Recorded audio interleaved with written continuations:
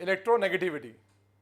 Electronegativity is a very important property for which is actually seen in the individual atoms.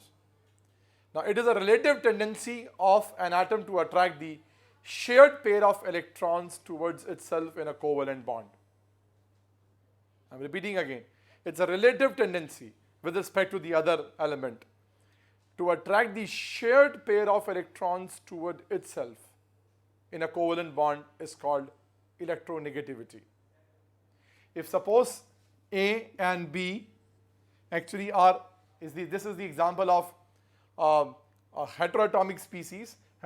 You can clearly think about this.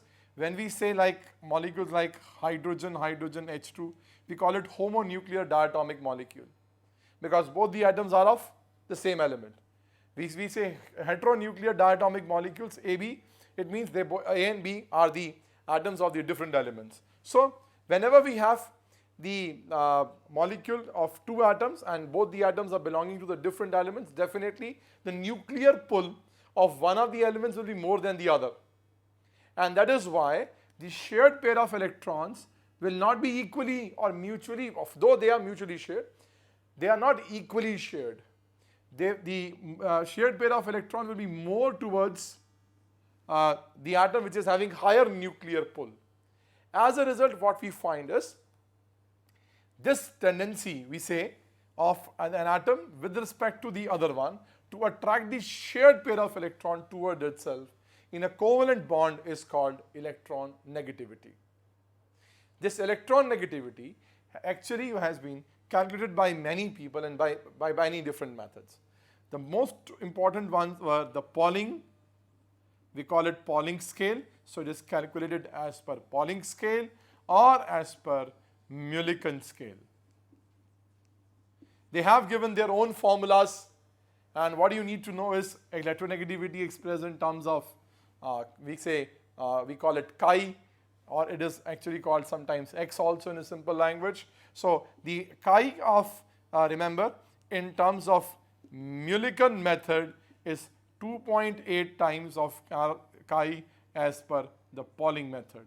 So it is actually a relative relationship that how these two can be interrelated. But what is most important is we normally use Pauling scale. Now, as per the Pauling scale, what we have done is we have given fluorine the highest electronegativity of 4, and then we compare the atoms electronegativity of the atoms of the other element with fluorine, and like what we find is the electronegativity of nitrogen is 75% of fluorine. So what we find is therefore nitrogen's electronegativity is 3.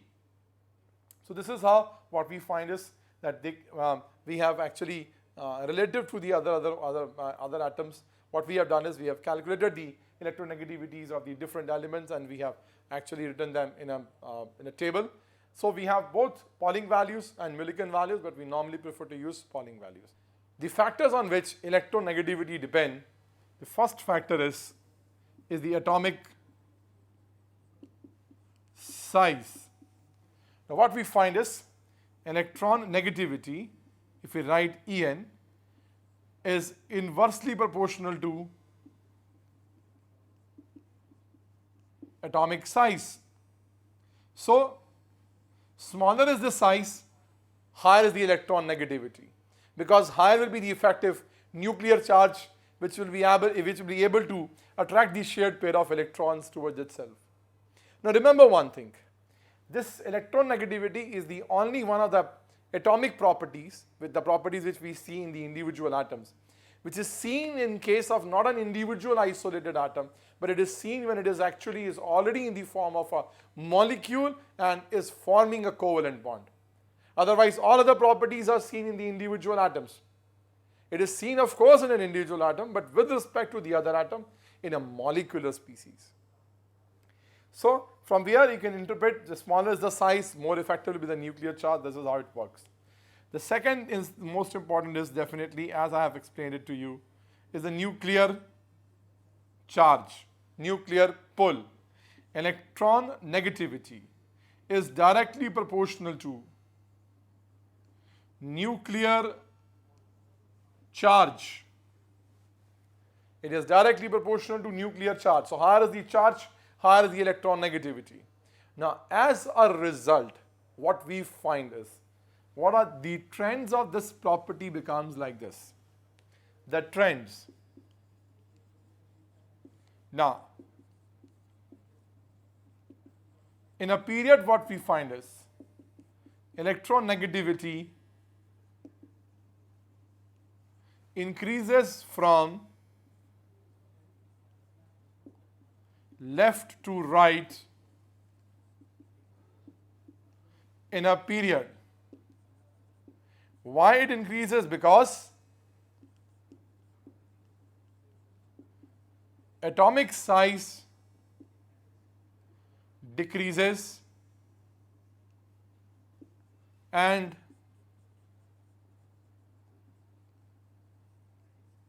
nuclear charge increases. So it is the atomic size which decreases and the nuclear charge increases, which makes electron negativity to increase along a period from left to right. Now, therefore, what we find is most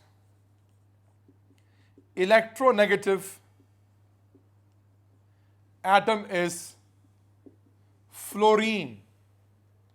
Most electronegative, because it is the smallest, it's having smallest size as compared to the other in a period, in this, as it is belonging to the second period, and it is having a high nuclear charge.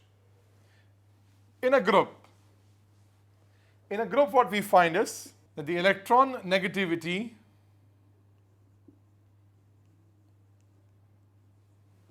decreases in a group from top to bottom. It decreases. Why it decreases? Because atomic size increases and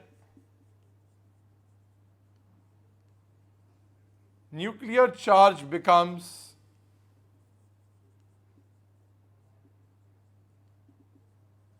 less effective.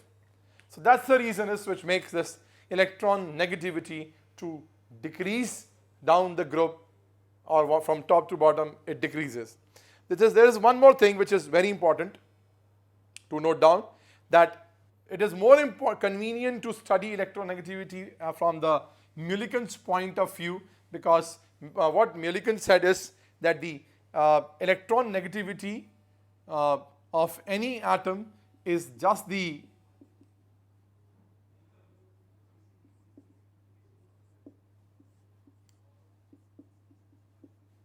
half of the sum of the ionization enthalpies and electron affinity or electron gain enthalpies of that particular atom, and these values are to be taken in the electron volt. So from this simple formula we can make out that this electron negativity is actually depending on what? Ionization enthalpy as well as electron gain enthalpy, and therefore what we find is, as these two also increases along the period, this also increases, and as these two decreases down the group, what we find is this also decreases.